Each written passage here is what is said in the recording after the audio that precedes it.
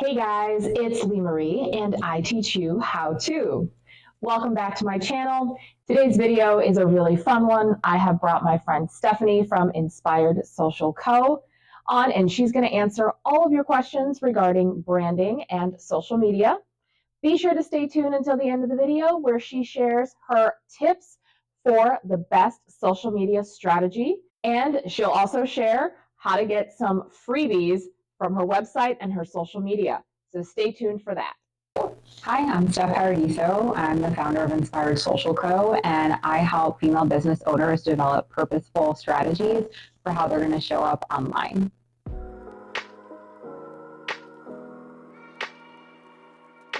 It's really common to kind of have that trepidation with putting yourself out there. It feels foreign. So the first thing is, let's recognize that that is common. And then the other thing that I think is important is that if you're watching this and you are trying to better your skill, the fact that you recognize that social media is an integral part of your business and the fact that it is such a great tool to use. And you also, as a business owner, have tons of things on your plate, especially if you're a solopreneur, right? You're the janitor, you're the bookkeeper, you're the checkout person, you're the person doing the shipping and the fulfillment, and you're making the product, and you're the buyer. It's a lot. When I first meet with a new client, they'll say to me, Steph, I feel so overwhelmed. I don't know what to do next. I'm all over the place. And they're probably listening to lots of different pieces of advice. We need to develop a plan first before we can actually get to the destination. And that's going to be your strategy. And building a strategy is going to start with identifying your business goal. So that would be the first place I would start. If you feel overwhelmed by social, it's likely because you don't have a strategy in place that you can follow as the roadmap to your ultimate destination, which would be your business goal. So if you're following along, I'd grab a piece of paper and write your top 3 business goals that you want to accomplish in the next 30, 60, and 90 days. And then also take a look at your 12-month overall goals. I like doing it in smaller time frames instead of going about it with a big, huge 12-month goal, because our minds will actually trick us into thinking that the finish line for a 12-month goal is way too far away, and we tend to give up sooner than we should, right? So making that goal either be an immediate goal, like the next 30 days, 60 days, 90 days, we have a shorter finish line. It's in sight, so we're more motivated to continue to move toward that.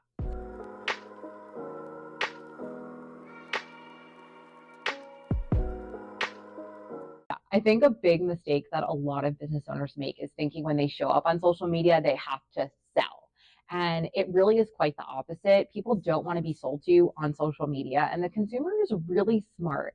It is a totally different ballgame on social media, and user behavior, consumer behavior, the way that we consume social has changed so much in just the last 3 years.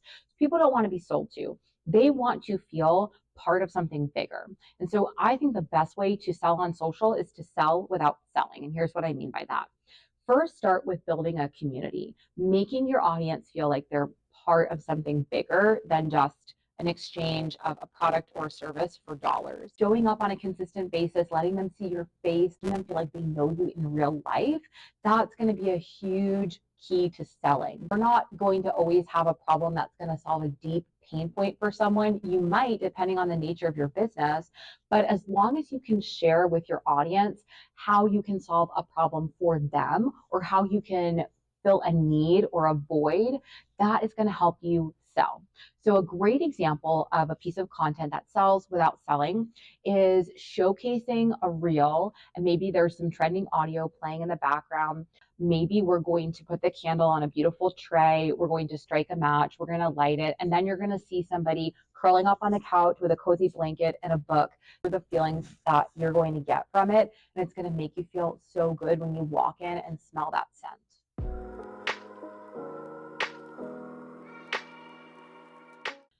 So in terms of marketing and your visuals and your branding, it is very common for you to have colors that don't necessarily match with every single holiday out there, right? Like for me, my vibe, my brand is this very clean, minimalistic, somewhat neutral aesthetic, with the exception of I love black and white, but then I did a pop of like this chartreuse citron green, and that is my signature color.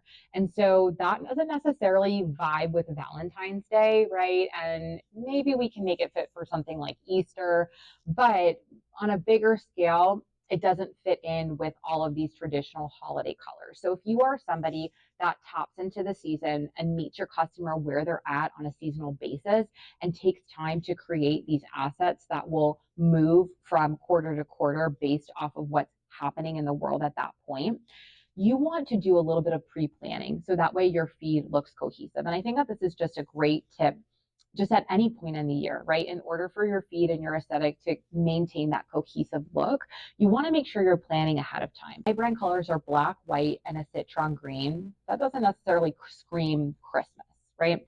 But we can absolutely create a holiday feel with maybe some warm lights, some silvers, metallics, maybe a lighter or darker shade of green thrown in there, using pine needles. There's lots of things that you can do by way of props and how you actually set up those images. So creating a mood board not only allows you to collect different shots that you might want to take and see how it all kind of fits together, it also really allows your photographer to get inside your mind, and it translates what's in your head to their lens.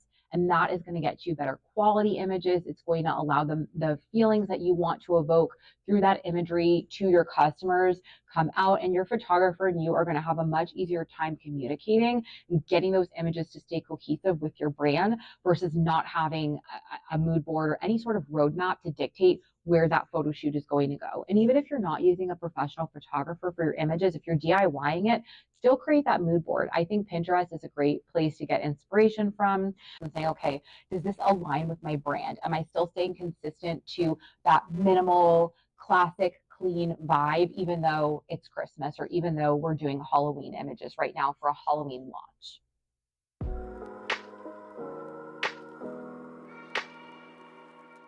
So I actually went through this really recently. We did a complete rebrand and overhaul of Inspired Social, and it feels really funny when you're actually going through that because it's very disjointed. Like you start posting some graphics or images that have that new vibe and that new aesthetic, that new branding, and then there's the old content that's still on your page, and you're reworking your logo and you're doing one page at a time on your website.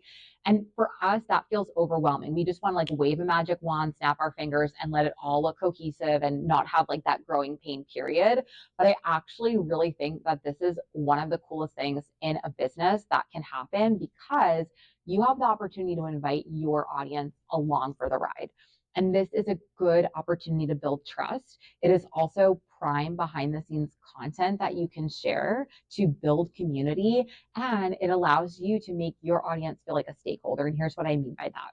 When we did our rebrand, I was sharing the behind the scenes of what that looked like, how I was redoing my website, sneak peeks of what the new branding was going to feel and look like. And that was helpful, number one, because it made my audience aware, like, hey, you're going to see some changes here. So it's not going to feel so foreign or so odd to them to see something show up with this branding, but then maybe there's other pieces still hanging around on your site or in your products that have an old logo. So they have awareness of it. But it also allows them to feel like they're insiders, like they're part of your brand, really makes them feel connected to you and like they had a hand in molding this next version of your brand. So I would absolutely use it as behind the scenes content. It will make you feel like less awkward and kind of mitigate that growing pains feeling. And I think it makes it really fun for your audience. And it's like a journey that you guys are sharing together. And what will happen is in a year from now, once you've completely rebranded, your OGs that have been in your community for a long time, they're going to be like, I remember when your brand looked like this, or I've been around when your logo was this. And it's a really cool thing to kind of see come to life and share with your audience.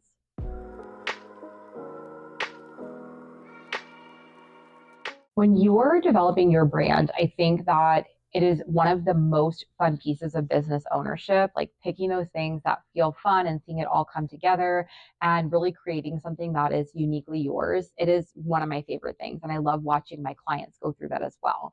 But very often I do see people struggle because they have this one brand, this one aesthetic in mind, but then their audience might be more connected to something else.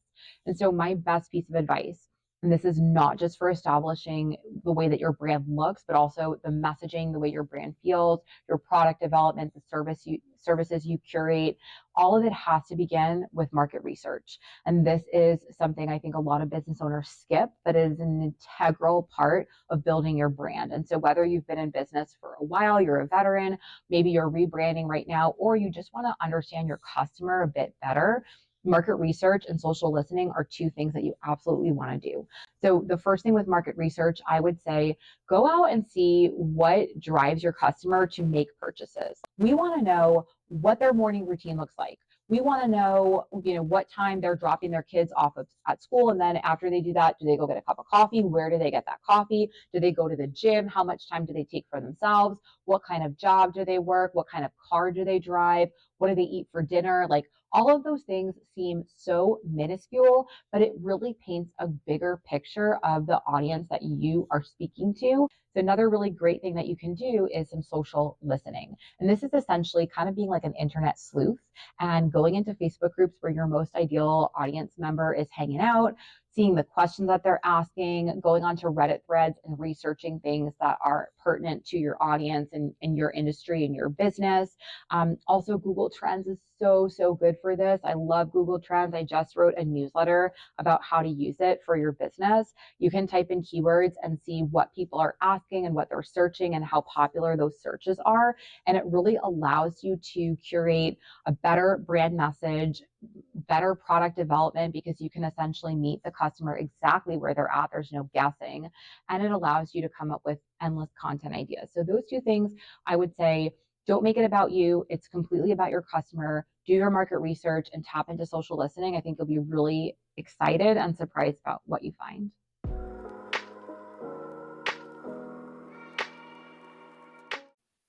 All right, 3 tips that I would share that I think will maximize your digital presence. Number 1, start an email list. If you don't have one, like today, you're going to go sign up for an email service provider. The one that I use is Flowdesk. I love it. It's very user-friendly. It's very simple for you to figure out how to use. But I want to paint the picture here and just drive home how profitable email can be, but also how essential it is to your business. So I think most people believe that social media drives the conversions, but really social media is borrowed real estate. We don't own our social media platforms, and we can't control what those platforms decide to do with our accounts. So they could be poof, gone tomorrow, or your reach could be really, staggered, or you just might not be using or having access to features that Instagram might be rolling out. So we want to have an additional way to contact your audience that you've worked so hard to build should something happen to your social accounts that you don't own. But we also want to have that barrier to, connecting removed. And that barrier in many cases is the algorithm. We can control the type of content we can create. We can control the strategy, how we show up, when we show up, but we can't control the algorithm and how the content is dispersed, right? We can just really make our best effort to maximize the visibility we get, but we can't guarantee visibility or virality. Whereas email, that algorithm is no longer an issue. It's either they open it or they don't. And there's less like variables to opening it, right? A juicy subject line and making sure that they give you the correct email address, it'll land in their inbox. So there's a 50% chance they're going to open it. It's either yes or no. And so the algorithm is no longer an issue. But the other cool thing about email is that you're showing up side by side in the inbox with big brands, often your competitors, right? So if you're a candle company, you can show up side by side Bath and Body Works, and you're going to have that visibility the same way that, multi-million-dollar brand would have. It's an even playing field. The other thing that's really awesome about email is that the ROI is really chef's kiss. It is about $42 back for every dollar you spend. It's the highest ROI of any digital marketing platform. And that's also really why I love it, because it can be very profitable. Higher conversion rates versus just social media alone, but you don't pick one or the other. You use them in tandem. utilizing your social media platform to drive people to your email list, get them off social, get them into something that you own, right? Your owned real estate, not your borrowed real estate or your rented real estate, which is your social. That's going to be the key. And if you're watching this in July, August, September, even October, you have time to build an email list for Black Friday. And that is what I would focus my efforts on right now by way of digital marketing. If you don't have email, that's what you want to start building today. Tip number 2 that I would say in terms of social media marketing or just digital marketing in general, consistency and showing up as often as you can in the best, most strategic way you can is going to be the key to growing your visibility. That's the name of the game. The more visibility you have, the more people you can bring into your audience, and the more people you have to potentially convert to paying customers or clients. So start with something that is attainable. You're not going to go from 0 to 7 days a week posting. It's going to feel overwhelming. Even if you can keep up with it in the beginning, it's going to start to feel impossible to continue at that cadence. So I would say 3 times a week is a great place to start if you're kind of radio silent on social right now.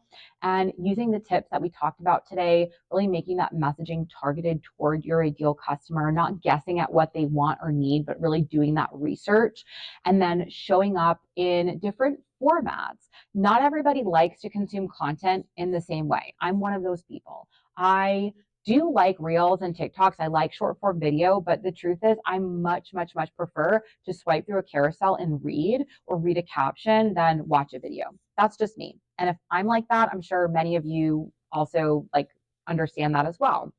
Not everybody is going to consume the same way. And also, if they consume the content, not everybody's going to absorb the information the same way. And also, they might just not enjoy watching videos, and that's okay, right? So I always say create different formats for your content. And a pro tip here is to repurpose. So if you write an email, you can take that copy and turn it into a script for a reel or a TikTok. But you can also turn that into a carousel post. You could use it as a caption.